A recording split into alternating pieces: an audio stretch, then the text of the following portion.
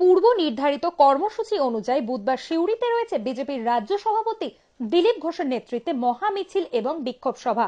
আর এই সভায় যোগ দিতে আসার সময় গুলি খেয়ে আহত হলেন একাধিক বিজেপি কর্মী। ঘটনাটি ঘটেছে বোলপুর থানার অন্তর্গত শিমুলিয়া গ্রামে। বিজেপি কর্মীদের অভিযোগ, তারা আজ সিউড়িতে মিছিল এবং জনসভায় যোগ দিতে যাওয়ার জন্য একটি গাড়িতে করে যাচ্ছিলেন। ঠিক সে সময় শিমুলিয়া গ্রামে তৃণমূল আশ্রিত দুষ্কৃতীরা তাদের উপর লাঠি এবং পিস্তল নিয়ে চড়াও হয়। বিজেপি কর্মীদের গাড়ি লক্ষ্য করে ছোড়া হয় গুলি।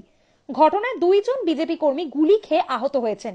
লাঠির আঘাতে আরো বেশ কয়েকজন আহত। অন্যদিকে ঘটনার পর বিজেপি কর্মীরাও তৃণমূল কর্মীদের উপর চড়াও হয় বলে জানা গিয়েছে স্থানীয় সূত্রে।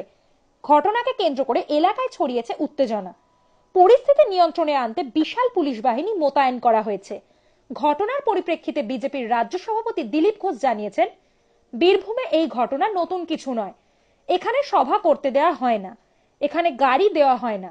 সভা এবং মিছিলের জন্য যে সকল গাড়ি বুক করা হয়েছিল সেগুলি গতকাল থেকে ভয় দেখিয়ে ক্যান্সেল করানো হয়েছে।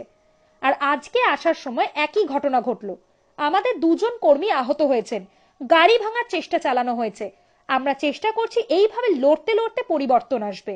বীরভূমের মানুষ আর এসব সহ্য করবে না।